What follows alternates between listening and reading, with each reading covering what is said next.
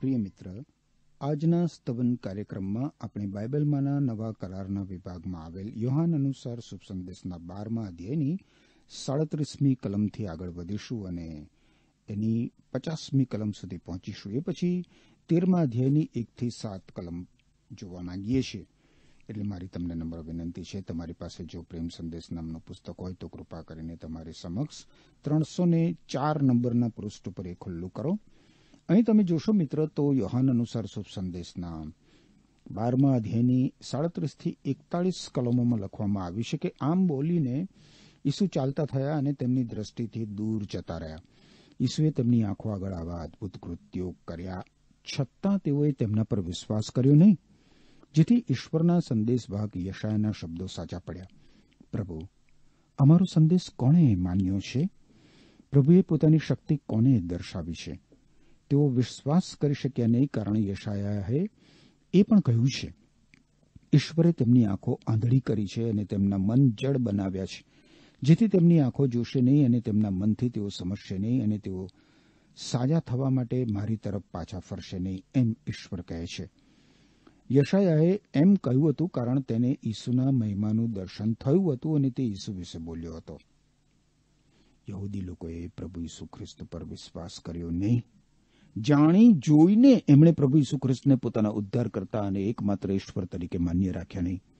ઈસુ ખ્રિસ્ત ઈશ્વર નથી, મુક્તિદાતા નથી, એવું તો એક પણ કારણ આ લોકોની પાસે નહોતું. બધી જ રીતે જુઓ તો ઈસુ ખ્રિસ્ત મનુષ્યના મુક્તિદાતા છે, મસીહ છે, ખ્રિસ્ત છે, એ જાહેર થતું હતું, એ સાબિત થયું હતું. 37 થી 41મી કલમ આપણે જ્યારે વાંચી ત્યારે આપણને સમજાય છે કે શા માટે યહૂદી લોકોએ ઈસુ ખ્રિસ્ત પર વિશ્વાસ કર્યો નહીં. જો કે ઈસુ ખ્રિસ્ત દુનિયાના પ્રકાશની જેમ આ લોકોની સામે આવીને ઉભા રહ્યા, એમ છતાં પણ આ લોકોની આંખો એ પ્રકાશને જોઈ શકી નહીં. એ લોકો પોતાની આંખોને ખોલવા જ માંગતા નહોતા. હવે 42 અને 43 કલમો જુઓ શું લખ્યું છે. છતાં ઘણા યહૂદી અધિકારીઓએ તેમના પર વિશ્વાસ મૂક્યો, પરંતુ ફરોશીઓ તેમનો બહિષ્કાર કરે તેની બીકને લીધે તેઓ જાહેરમાં કબૂલાત કરતા નહોતા.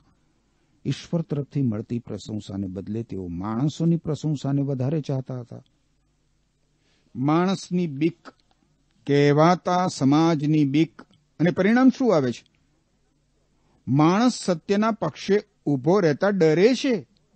પણ ઈસુ ખ્રિસ્ત આપણને અહીંયા બહુ જ સાફ શબ્દોમાં માત્ર ઈશ્વરની બીક રાખવાનું કહે છે, કારણ કે આપણા શરીર અને મૃત્યુ પછી આપણને નરકમાં નાખી દેવાની સત્તા માત્ર ઈશ્વર પાસે છે. માણસની બીકને લીધે સદા માટે સત્યથી દૂર જતા રહેવું, ઈશ્વરથી, જીવંત પવિત્ર ઈશ્વરથી દૂર થઈ જવું એ ઉચિત લાગે છે. આપણે મિત્ર પ્રભુ ઈસુ ખ્રિસ્તના જાહેર ખુલ્લા શિષ્ય તરીકે જીવવાનું છે. ના હિંમત થવાની કે બીકણ રહેવાની જરૂર નથી. લોકો પાપ કરતા, અનૈતિક કામો કરતા ડરતા નથી, સહેજ પણ ડરતા નથી. તો પછી ઈશ્વરને પોતાનું જીવન સોંપતા અને ઈશ્વરની પ્રસન્નતામાં જીવન જીવતા કોની બીક લાગે? ઈશ્વરની બીક રાખનાર વ્યક્તિ માણસોની બીક રાખતી નથી. ઈશ્વર પિતાની ઈચ્છા વિરુદ્ધ આપણા માથાનો વાળ પણ મિત્ર કોઈ વાંકો વાળી શકે એમ નથી. ઈશ્વર તરફથી મળતી પ્રશંસાને બદલે તેઓ માણસોની પ્રશંસાને વધારે ચાહતા હતા. તમે કોની પ્રશંસા ચાહો છો મિત્ર? માણસ માત્ર હોઠથી મીઠું મીઠું બોલીને તમને અને મને છેતરી શકે, પણ જો તમે તમારા હૃદયથી ઈસુ એ પ્રભુ છે, મારા મુક્તિદાતા છે, એવું જાહેરમાં કબૂલ કરો, તો જ્યારે પ્રભુ ઈસુ ખ્રિસ્ત આવશે ત્યારે ઈસુ ખ્રિસ્ત તમને પણ ઈશ્વર પિતાની સમક્ષ જાહેરમાં કબૂલ કરતા કહેશે કે આ મારો શિષ્ય છે, આ મારો સેવક છે. 44 થી 46 કલમો જુઓ. ઈસુના શબ્દ દ્વારા ન્યાય, એ શીર્ષક નીચે લખ્યું છે. ઈસુએ મોટે સાદે કહ્યું, જે કોઈ મારા પર વિશ્વાસ મૂકે છે તે ફક્ત મારા ઉપર જ નહીં પણ મને મોકલનાર ઉપર વિશ્વાસ મૂકે છે. જે મારા દર્શન કરે છે તે મને મોકલનારના પણ દર્શન કરે છે. દુનિયામાં હું પ્રકાશ તરીકે આવ્યો છું, જેથી મારા પર વિશ્વાસ મૂકનાર પ્રત્યેક અંધકારમાં ચાલે નહીં. અહીં ફરીથી પ્રભુ ઈસુ ખ્રિસ્ત પોતાનો એ મહાન દાવો પ્રગટ કરે છે કે હું દુનિયાનો પ્રકાશ છું. તમને યાદ છે ને, પેલી અંધ વ્યક્તિની આંખો પ્રભુ ઈસુ ખ્રિસ્તે ખોલી ત્યારે એ માત્ર ચર્મચક્ષુઓ જ નહીં પણ આંતરિક ચક્ષુ પણ પ્રાપ્ત કર્યા એણે. એણે પ્રભુ ઈસુ ખ્રિસ્તને પોતાના જીવનના પ્રકાશ તરીકે માન્ય રાખ્યા. અને બીજી બાજુ યહૂદી આગેવાનો છતી આંખો વડે અંધ રહ્યા. એ લોકોએ પ્રભુ ઈસુ ખ્રિસ્ત પર વિશ્વાસ કર્યો નહીં. એ લોકોએ પ્રભુ ઈસુ ખ્રિસ્તને દુનિયાના પ્રકાશ તરીકે સ્વીકાર્યા નહીં. 44મી કલમમાં આપણે જોયું એ પ્રમાણે પ્રભુ ઈસુ ખ્રિસ્ત અને ઈશ્વર પિતા એક છે મિત્ર.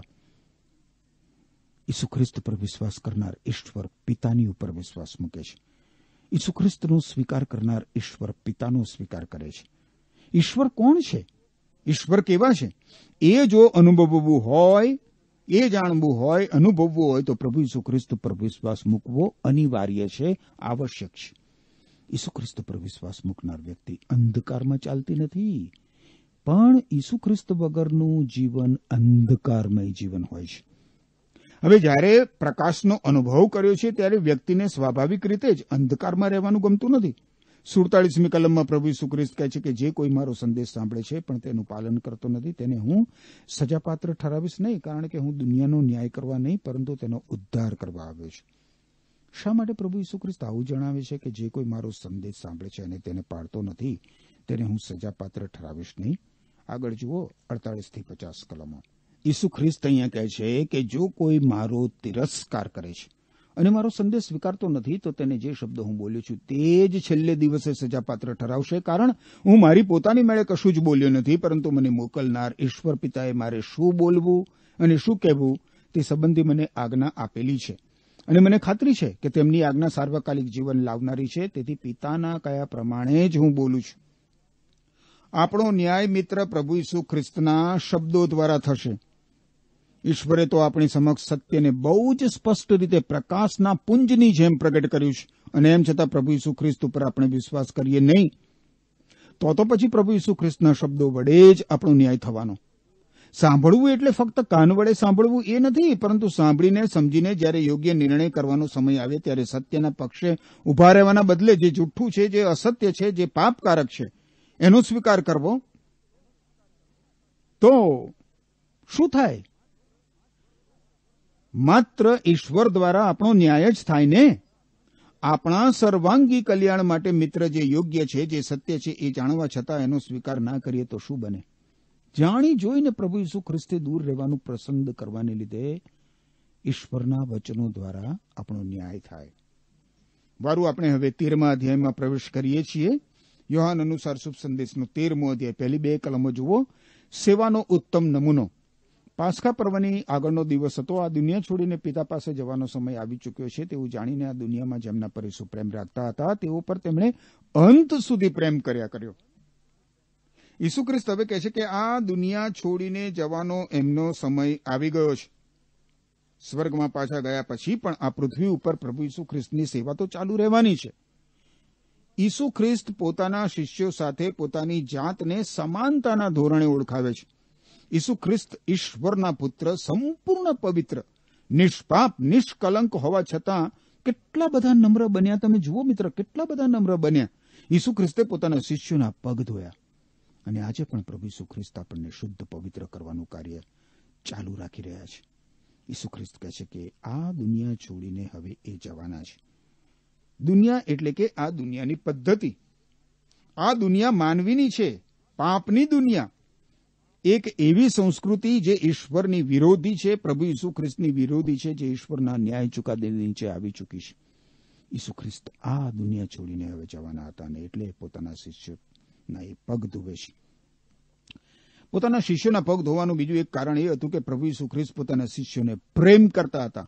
કે છે કે આ દુનિયામાં જેમના પર ઈસુ પ્રેમ રાખતા હતા તેઓ પર અંત સુધી પ્રેમ કર્યો પ્રભુ ઈસુ ખ્રિસ્તે. ઈસુ ખ્રિસ્ત પોતાના પિતાની પાસે સ્વર્ગમાં જઈ રહ્યા છે કારણ કે એ પોતાનાને પ્રેમ કરે છે. ઈસુ ખ્રિસ્ત પોતાના લોકોને બચાવવા માટે મૃત્યુ પામ્યા અને તેઓને ઉઘરી ગયેલા, બચી ગયેલા રાખવા માટે પ્રભુ ઈસુ ખ્રિસ્ત હવે જીવી રહ્યા છે. મરેલા નથી રહ્યા. ઈસુ ખ્રિસ્ત આપણા અદ્ભુત તારનાર છે, મુક્તિદાતા છે. ઈસુ ખ્રિસ્ત આપણને પ્રેમ કરે છે અને મિત્ર અંત સુધી આપણને પ્રેમ કરતા રહેશે. આ કેટલી બધી અદ્ભુત બાબત, દિલાસાજનક બાબત. અંત સુધી ઈસુ ખ્રિસ્ત આપણને પ્રેમ કરતા રહેશે. આપણે ઈસુ ખ્રિસ્તને આપણને પ્રેમ કરતા રોકી શકીએ એમ નથી મિત્ર. ઈસુ ખ્રિસ્ત તો આપણને છેવટ સુધી પ્રેમ કર્યા કરે છે. ઈસુ ખ્રિસ્તે પોતાના શિષ્યોના પગ ધોયા. મિત્ર, એનું ત્રીજું કારણ એ હતું કે ત્યાં ઉપલી મેળીમાં એક ત્રીજી વ્યક્તિ પ્રવેશી ચૂકી હતી. એક વિશ્વવ્યાપી મહેમાન હાજર હતો. જાણો છો એ કોણ છે? એ છે શૈતાન. એ રાત્રિએ ઉપલી મેળીમાં પ્રભુ ઈસુ ખ્રિસ્તની સાથે 12 શિષ્યો હતા અને એમ 13 વ્યક્તિઓ હાજર હતી. પણ એ 13 વ્યક્તિઓ ઉપરાંત એક બીજી વ્યક્તિ પણ ત્યાં હાજર હતી અને એ હતો શૈતાન. એટલે ત્યાં 13 નહીં, 14 વ્યક્તિઓ હાજર હતી. શૈતાન યહૂદા ઇસ્કારિયોત નામના ઈસુ ખ્રિસ્તના શિષ્યના હૃદયમાં પ્રભુ ઈસુ ખ્રિસ્તને પકડાવી દેવાની યોજના સાથે કાર્ય કરી રહ્યો હતો. યહૂદાએ પ્રભુ ઈસુ ખ્રિસ્તનો નકાર કરીને પોતાની જાતને પૂરેપૂરી રીતે શૈતાનને સોંપી દીધી હતી. બહુ જ સમજપૂર્વક એણે પોતાના હૃદયમાં શૈતાનને સ્થાન આપ્યું હતું. મિત્ર, જ્યારે પણ મિત્ર ઈશ્વર પિતાના કાર્યમાં શૈતાન પ્રવેશ કરે છે ને, ત્યારે એની ખરાબ અસર થાય છે જ. અને એ માટે પ્રભુ ઈસુ ખ્રિસ્તે એમના શિષ્યોના પગ ધોવા બહુ જરૂરી હતું. જો આપણને મિત્ર પ્રભુ ઈસુ ખ્રિસ્તની સાથે સંગત છે તો ઈસુ ખ્રિસ્તે આપણને સાફ કરવા જ રહ્યા, ધોવા પડે દરરોજ. હવે યહૂદીઓના પાસ્કા પર્વના આગલા દિવસે આ પ્રસંગ બની રહ્યો છે મિત્ર, અને આ સમયે પ્રભુ ઈસુ ખ્રિસ્ત પોતાના શિષ્યોની સાથે ભોજન લઈ રહ્યા હતા. એ ભોજનને આજે પ્રભુ ભોજન તરીકે ઓળખવામાં આવે છે. હવે પ્રભુ ભોજનનો પવિત્ર સંસ્કાર પાળવામાં પ્રભુ ઈસુ ખ્રિસ્તનું પાપી માનવ માટેનું મૃત્યુ અને ત્રીજે દિવસે સજીવન થવું અને આપણને ઈસુ ખ્રિસ્ત પાછા લેવા માટે આવી રહ્યા છે, એ બધી બાબતો પ્રગટ થાય છે. પ્રભુ ભોજનનો સંસ્કાર તો યાદગીરી માટે પાળવામાં આવે છે. એ કોઈ ધાર્મિક મૃત ક્રિયાકાંડ નથી. ખ્રિસ્તી એ ધર્મ નથી મિત્ર, અને એ માટે એમાં કોઈ જ ધાર્મિક મૃત ક્રિયાકાંડો છે જ નહીં. ઈસુ ખ્રિસ્ત ઉપર વિશ્વાસ કરવો એ તો એક અનુભવ છે, અને પ્રત્યેક પવિત્ર સંસ્કાર ઈશ્વર પિતા સાથેની સંગત પ્રગટ કરે છે. હવે તમે ત્રીજી કલમ જુઓ. ઈસુ જાણતા હતા કે પિતાએ બધો જ અધિકાર તેમના હાથમાં સોંપ્યો છે અને પોતે ઈશ્વર પાસેથી આવ્યા છે અને ઈશ્વર પાસે પાછા જાય છે. હવે પ્રભુ ઈસુ ખ્રિસ્ત ક્યાંથી આવ્યા હતા, કોણ હતા, એમણે શું કરવાનું હતું, એ બધું જ પ્રભુ ઈસુ ખ્રિસ્ત બહુ જ સારી રીતે જાણતા હતા. આકાશ, પૃથ્વી અને સર્વત્ર ઉપર ઈસુ ખ્રિસ્તનો અધિકાર હતો અને છે. અને એટલે પ્રભુ ઈસુ ખ્રિસ્ત ઈશ્વર પિતાના મહિમા માટે પોતાના શિષ્યોના પગ ધોવે છે. 4 અને 5 કલમ. એટલે ઈસુએ ભોજન ઉપરથી ઉઠીને પોતાનો જબ્બો ઉતાર્યો અને પોતાની કમરે રૂમાલ વીંટાળ્યો. પછી એક વાસણમાં પાણી લઈને શિષ્યોના પગ ધોયા અને કમરે વીંટાળેલા રૂમાલથી લૂછવા લાગ્યા. પ્રભુ ઈસુ ખ્રિસ્તે પોતાના શરીરે એક રૂમાલ વીંટાળ્યો. ઈસુ ખ્રિસ્તે પોતાની કમરે જે રૂમાલ વીંટાળ્યો હતો એ આજે આપણે જે રૂમાલ વાપરીએ છીએ ને એવો રૂમાલ નહીં, પણ એ તો એક ક્ષણનું કપડું હતું. ઈસુ ખ્રિસ્ત માટે આમ કરવું બહુ જ વિચિત્ર હતું, કારણ કે એમ કરવા દ્વારા પ્રભુ ઈસુ ખ્રિસ્ત એક નોકરની, એક ગુલામની જગ્યા લે છે. ઈસુ ખ્રિસ્ત નોકર બન્યા, ગુલામ બન્યા, એ અહીંયા પ્રગટ થાય છે. સેવા કરવા માટે પ્રભુ ઈસુ ખ્રિસ્ત નોકર બન્યા અને પોતાની કમરે રૂમાલ વીંટાળ્યો. એમ કરીને પ્રભુ ઈસુ ખ્રિસ્ત હવે શિષ્યોના પગ ધોવાની તૈયારી કરી રહ્યા છે. ભલા મિત્ર, જૂના કરારના વિભાગમાં નિર્ગમનના પુસ્તકના 21મા અધ્યાયમાંથી આપણે ગુલામ વિશે જાણી શકીએ છીએ. કોઈ પણ યહૂદી ગુલામ પોતાના માલિકને ત્યાં 6 વર્ષ સુધી ગુલામી કરે અને 7મા વર્ષે એ મુક્ત થઈ શકે એવું હતું. પરંતુ જો આ 6 વર્ષ દરમિયાન આ ગુલામ લગ્ન કરે અને તેને બાળકો થાય તો એ 6 વર્ષ બાદ એ ગુલામ જઈ શકે, પણ એનું કુટુંબ નહીં. એમ છતાં એ ગુલામ પોતાના માલિકને ત્યાં રહેવાનું પસંદ કરી શકે. જો એ પોતાના માલિક અને કુટુંબને પ્રેમ રાખતો હોય તો ત્યાં રહેવાનો છે. હવે આ ગુલામનો માલિક આ ગુલામને પોતાના બારણાની 12 શાખ પાસે લઈ જાય અને ત્યાં એને ઉભો રાખે, એનો કાન વીંધી નાખે. આ વિંધાયેલો કાન એ ગુલામ સ્વેચ્છાથી આ જીવન માટે પોતાના માલિકને ત્યાં ગુલામ તરીકે રહ્યો છે એની નિશાની હતી. સ્વેચ્છાથી એ ગુલામી પોતાના માલિકને ત્યાં રહેશે. એ પોતાને કાયમને માટે ગુલામ તરીકે પ્રગટ કરે છે. જોકે એ મુક્ત હતો અને એટલે એ જઈ શક્યો હતો, પણ પ્રેમને કારણે એણે ત્યાં રહેવાનું પસંદ કર્યું. મિત્ર, આપણા પ્રભુ ઈસુ ખ્રિસ્ત પણ આ દુનિયામાં આવ્યા, સંપૂર્ણ માનવી બન્યા, એક દાસનું, એક નોકરનું રૂપ ધારણ કર્યું. અને એમ કરવા પાછળ એક જ કારણ હતું, અને એ તો એ કે પ્રભુ ઈસુ ખ્રિસ્તે આપણને અપરંપાર પ્રેમ કર્યો, અસીમિત પ્રેમ. બહુ જ સ્વાભાવિક રીતે પ્રભુ ઈસુ ખ્રિસ્ત મુક્ત રહી શક્યા હોત, જઈ શક્યા હોત, પણ એવું કરવાના બદલે રાજી ખુશીથી આપણા ઉદ્ધાર માટે પ્રભુ ઈસુ ખ્રિસ્ત ક્રૂસ ઉપર મૃત્યુ પામવાનું પસંદ કરે છે. એમ કરવા પાછળનું કારણ એ હતું કે આપણે ઈશ્વર પિતા અને ઈશ્વર પિતા આપણામાં રહે, આપણે ઈશ્વરની સાથે સીધા સંબંધમાં આવીએ, પાપની, શૈતાનની, મૃત્યુની ગુલામીમાંથી મુક્ત થઈ જઈએ. કેટલો બધો પ્રેમ કરે છે પ્રભુ ઈસુ ખ્રિસ્ત આપણા ઉપર. આપણા માટે ગુલામ બન્યા મિત્ર, ગુલામ. 6ઠ્ઠી અને 7મી કલમ કહે છે કે તે સિમોન પિતરની પાસે આવ્યા ત્યારે તે બોલી ઉઠ્યો, પ્રભુજી, શું તમે મારા પગ ધોશો? ઈસુએ જવાબ આપ્યો, હું જે કરું છું તે તું હમણાં સમજતો નથી, પણ પછી તે તને સમજાશે. હવે આજે ઘણા બધા લોકો આ ક્રિયાને એક સંસ્કાર તરીકે સ્વીકારે છે અને એ પ્રમાણે કરે છે. એમાં કશું ખોટું નથી, જો ખરેખર આપણે એનો આત્મિક અર્થ સમજીને એ પ્રમાણે જીવીએ તો. બાકી ખાલી એક વિધિ તરીકે, એક ક્રિયા તરીકે એનો અમલ કરવામાં આવે તો પછી એ મૃત ક્રિયાકાંડ છે, એમાં કોઈ અર્થ નથી. અહીં પ્રભુ ઈસુ ખ્રિસ્ત આપણી સમક્ષ નમ્ર બન્યા એ હકીકત પોતાના આ કૃત્ય દ્વારા જણાવે છે. પ્રભુ ઈસુ ખ્રિસ્તની નમ્રતાનો આ નમૂનો ખરેખર અનુસરવા જેવો છે મિત્ર, કારણ કે પ્રભુ ઈસુ ખ્રિસ્તે છેવટ સુધી, અંત સુધી શિષ્યોને પ્રેમ કર્યો. યોહાન અનુસાર શુભ સંદેશના 13મા અધ્યાયની 2જી કલમ પ્રમાણે યહૂદા ઇસ્કારિયોત પણ એ 12 શિષ્યોમાંનો એક હતો, જેને પ્રભુ ઈસુ ખ્રિસ્ત બહુ જ સારી રીતે જાણતા હતા કે ચોર હતો, કપટી હતો, દગાબાજ હતો. ઈસુ ખ્રિસ્તે જાણતા હતા કે ઇસ્કારિયોત યહૂદાએ પોતાના હૃદયમાં શૈતાનને સ્થાન આપી દીધું હતું. એ પોતાના જીવનમાં પાપને પાળી રહ્યો હતો, ઉછેરી રહ્યો હતો, અને એમ છતાં પ્રભુ ઈસુ ખ્રિસ્તે એના ઉપર પ્રેમ કર્યો. અંત સુધી યહૂદા ઇસ્કારિયોત ઉપર પ્રભુ ઈસુ ખ્રિસ્તે પ્રેમ કર્યો. આપણા માટે આ કેટલો બધો મોટો બોધપાઠ છે મિત્ર. પ્રભુ ઈસુ ખ્રિસ્ત આપણને પ્રેમ કરે છે, છેવટ સુધી પ્રભુ ઈસુ ખ્રિસ્ત આપણને પ્રેમ કરે છે. અને એમ છતાં મિત્ર, આપણે જાણી જોઈને જો શૈતાનને આધીન થઈએ, પ્રભુ ઈસુ ખ્રિસ્ત પર વિશ્વાસ કરવાને બદલે, પ્રભુ ઈસુ ખ્રિસ્તને આધીન થવાને બદલે પ્રભુ ઈસુ ખ્રિસ્તની સામે બળવો પોકારીએ, તો આપણી દશા પણ યહૂદા ઇસ્કારિયોતની જેમ કેટલી બધી દયાજનક બની જાય. પાપી હોવાને લીધે આપણે ઈશ્વરના દુશ્મનો છીએ મિત્ર, પરંતુ ઈસુ ખ્રિસ્ત જેમણે આપણા ઉદ્ધાર માટે પોતાને આપણી સમાનતામાં એ લાવ્યા અને કેટલા બધા નમ્ર બનીને ક્રૂસ ઉપરના મરણને આધીન થઈ ગયા.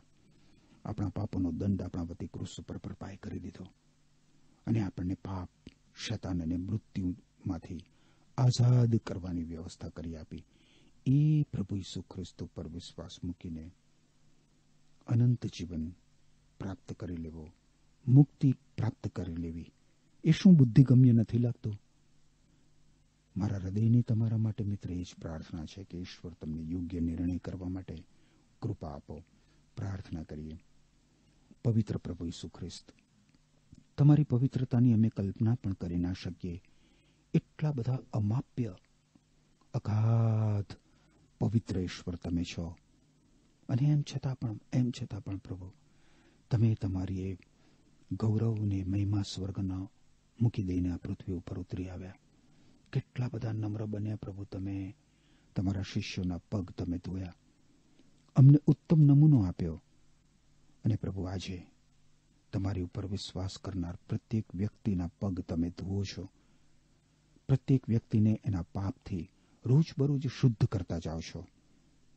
જે કોઈ તમારી પર વિશ્વાસ મૂકે છે એ પ્રત્યેક વ્યક્તિની તમે એ રીતે કાળજી લો છો.